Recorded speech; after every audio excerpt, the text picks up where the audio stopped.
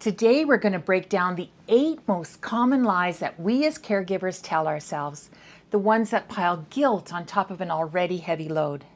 And second, I'll share practical steps that we can take to shift those lies into truths that bring more peace, not more pressure. If I had more time, this one used to play on a loop inside my head. I told myself if I had more time, I'd get all Dad's appointments organized, meal prep, healthier meals, and finally get around to that last odd job that I imagined for myself. But here's what I learned. We don't find the time. We make time for what matters. And there's a couple of reasons why this lie hurts. It creates procrastination and guilt. It stops us from asking for help, and it keeps us waiting for the perfect moment that never comes.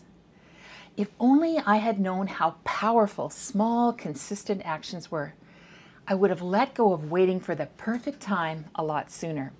But there's something that you can do about it today.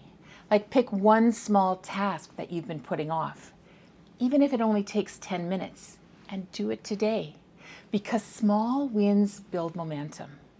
If we could have just had that, then our lives would be easier.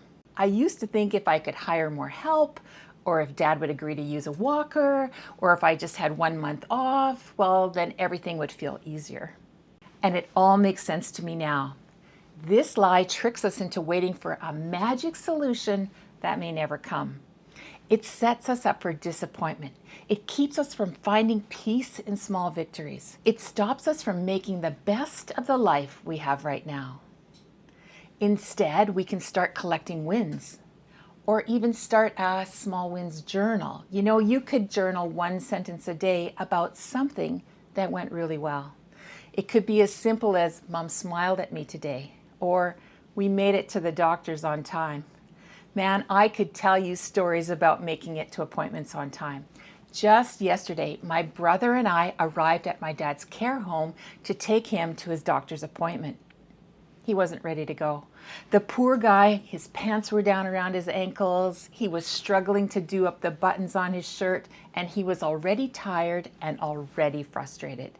It would have been so easy to add to his frustration with all kinds of helpful chatter. You know the kind I mean.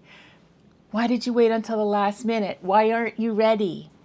Instead, we were blessed with compassion in that moment. We saw that Dad's intentions were so pure.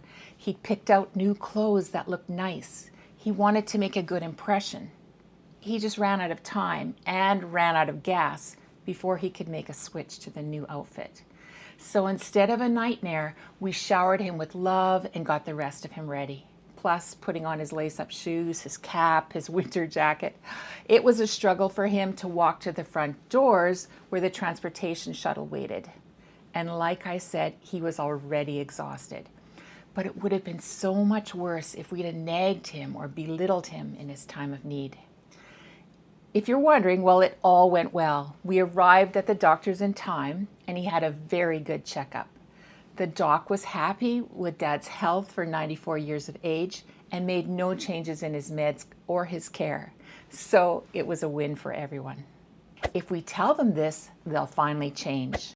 This one was the hardest for me. I was sure that I explained things to Dad enough times, like about why he needed to stop driving or why he had to wear his hearing aids, he'd finally see it my way.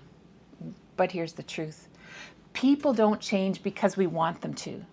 They change when they're ready. If that's you as well, you could try what we discovered.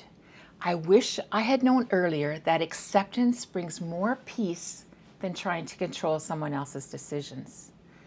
Things were better when I shifted my energy from always trying to convince him or to be right to being more compassionate. We should be able to do this caregiving thing all on our own. This one felt true for a long time. I thought the best way to love my dad was to pour out everything I had, all the time. But the truth is, burned out caregivers aren't good caregivers. This lie hits hard, especially for daughters. We tell ourselves that if we were a better daughter or a more organized person, we wouldn't need to ask for help. There's a couple of reasons why this lie hurts us so much. first, it isolates us. It makes us feel like we're failing when we hit our limits. And it stops us from building the support system that every caregiver needs. Here are a couple of suggestions that might work for you. Make a list of 3 small tasks that you could delegate, like grocery pickup or medication reminders, or simply asking someone to help by checking in on your parent with a phone call once a week. And try this too. Block out 1 hour or more a week that's just for you, even if all you do is take a nap or go for a walk. You're worth it.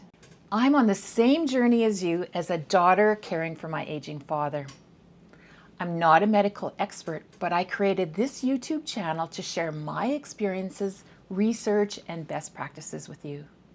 If you'd like to join our community of caregivers and receive our free weekly newsletter, just send me an email at caregiver@myaccess.ca and I'll send you a free printable PDF of gift ideas for your senior parents. It's perfect for birthdays, Christmas, or even a thoughtful hospital visit.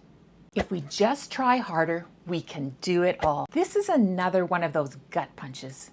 I used to tell myself this lie all the time, especially in the first few years of caregiving. I thought if I just pushed myself harder, stayed up a little later, or kept a few more balls in the air, I could handle everything on my own. After all, I was the daughter. Wasn't that what I was supposed to do? But here's what I learned the hard way. Trying harder doesn't make you superhuman. It makes you exhausted. It makes you short-tempered. It makes you feel like you're failing even when you're doing everything right. For example, I remember one week when I was trying to juggle work deadlines, care for my family, take my dad to his appointments, clean his place and ours, because I thought it would make him feel better and keep peace at home. By Friday, I was so tired I snapped at him because he couldn't decide what he wanted for supper. I was sure I was doing everything out of love, but in that moment, I was running on empty, and all the love in the world couldn't fill me back up. I was sure I was right about this one, that Dad would be happiest if I took care of everything for him, but I was wrong. What I've learned is independence, even in small ways, is one of the greatest gifts we can give our aging parents. So if you're in a similar place, ask yourself, what would happen if you did just a little bit less today? Could someone else pick up the groceries? Could you order takeout instead of cooking? Could you let the bathroom stay messy for one more day? Small decisions like that protect your energy for the long journey ahead. If I had to start over again today, I would ask for help. And here's a big one, accept help sooner. It's not weakness asking for help. It can be a big part of what keeps us going. If they're upset with us, we must be doing something wrong. This one took me years to untangle, and if you're anything like me, I bet you felt this too. When my dad would get frustrated with me for reminding him to take his medication, or when my mom would snap at me for suggesting she needed help with something, I would take it personally. I thought if they were upset, I must have said the wrong thing, or worse, I must not be a good enough daughter. But what I learned is sometimes their frustration isn't about us at all. It's about grief. It's about losing independence. It's about fear of what's coming next. One afternoon, I reminded my dad, gently I thought, that he needed to drink more water. He for sure needs to drink more water. He snapped back, I'm not a child. And I remember feeling this wave of shame that somehow I had failed him.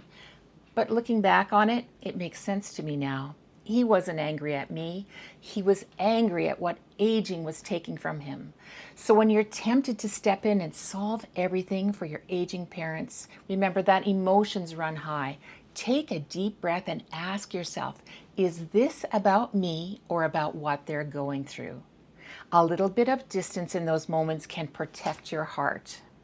If only I had known this sooner, I would have saved myself so many sleepless nights replaying conversations in my head. A little bit of distance in those moments can protect your heart. If only I had known this sooner, I would have saved myself so many sleepless nights replaying conversations in my head. We're the only ones who can care for them the right way. I clung to this one like a badge of honor. I told myself no one could take care of my dad the way I could. I knew what foods he liked. I knew how to cheer him up when he was grumpy. I knew exactly how he liked his coffee. 1 sugar, a little splash of cream. Not too much, but just the right color. But here's the hard truth. If I had to start over again today, I'd take this more to heart. Believing you're the only one who can care for your aging parent the right way doesn't make you a better caregiver. It makes you a lonely one. Caregiving was never meant to be a solo journey. I remember the first time I hired a home care worker to come in for a few hours so I could take a break. I hovered in the kitchen the entire time, half watching, half expecting something to go wrong. But when I peeked in, I saw my dad laughing at one of her stories. Something he hadn't done with me in weeks. The variety was good for both of us. And that doesn't mean he didn't complain about his care aides from time to time. But if I'm being completely honest, I'm pretty sure he complained about me to them. So there's that. Here's what you can do. Start small. Let someone else help with the little things first, like driving to appointments, making a meal, or get the prescriptions delivered. The truth is, love comes in many forms, and sometimes letting someone else help is the greatest act of love we can offer. If I had to start over again today, I would build our team sooner and trust that care can come from more than one set of hands. My brother is the most important part of our team now. There's just so many things that he can do better than me, and he enjoys truly so much more. I'm super grateful that I made room for him and his help because he's wonderful. We have to do it perfectly. This might be the biggest lie of all. There's no such thing as the perfect caregiver. There's only the loving caregiver who's trying her best. I used to think that if I cried or broke down or admitted how hard this was, the whole thing would fall apart. I believed I had to be the strong one for my parents, for my family, for everyone. But here's what I've learned. Holding it all in doesn't make you strong. It makes you brittle. The strongest thing I've ever done is let someone see me cry. One night after a long day, I sat down in the dark with a cup of tea and I just sobbed. My brother happened to call right then, and instead of brushing him off, I told him everything. How tired I was, how scared I was. You know what happened? He said just the right thing, and it really hit home. You don't always have to be the tough one, he said. So try that yourself. Find one person, a sibling, a friend, a support group, who you can be totally honest with. Let them see the mess. Let them carry a little bit of it with you. Here's a note. This person probably shouldn't be your spouse. They are already on the team in their own way, and they are already supporting you the best way they know how. And if you find that your spouse cannot support you at this time, then that's definitely something for another video. Instead, find another neutral person you can share with. If only I had known that vulnerability is a sign of strength, I would have reached out to others much sooner. The one truth. Personal growth is learning to lie to ourselves less. This truth is hard, but it's also what sets us free. Every time we stop lying to ourselves about time, perfection, or strength, we make room for something better, compassion. Not just for our parents, but for ourselves. Here's something that you can try. Once a week, take 10 minutes to sit down and ask yourself, what lies am I telling myself this week? And what truth would bring me more peace? The truth is, caregiving isn't about getting everything right. It's about showing up with love over and over again, even on the hard days. So to recap, these 8 lies are sneaky, but they're not the whole story. And when we replace them with honesty, compassion, and small daily actions, everything starts to feel lighter. So let me ask you, which of those lies have you caught yourself believing? Let me know in the comments. Your story could help another caregiver feel less alone, because caring for our aging parents may be new for you, but you can do it. And thank you for the important work you're doing. Love like yours makes the world go round. If you found value in this video, please let me know by clicking the like button. That would be so nice of you. And if you want even more ideas, check out these videos. You are not alone in this journey. Just click the link and I'll see you there.